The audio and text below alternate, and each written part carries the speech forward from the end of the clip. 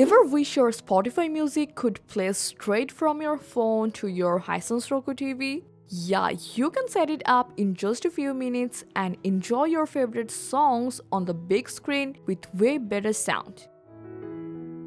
So for that, first you have to go to your TV home screen and open the app section. Now look for Spotify here, but if you don't see it, just go to the left menu and use the search option.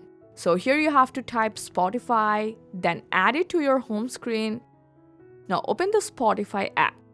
And when the Spotify open, you have to go for login or sign in page. So if you already have an account like us, just go for the login. And now for here, first you have to make sure your TV and the phone are connected to the same Wi-Fi network.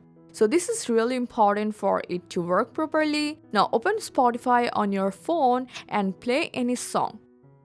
Now on the playback screen, tap the device option. So after a few seconds, you will see your TV name appear. Now select it to connect, and once connected, your music will start playing on your TV. And now you can control everything from your TV and phone and enjoy Spotify on the big screen. That's it. Hope this guide helped you a lot. Thanks for staying tuned with Fix269 till the end.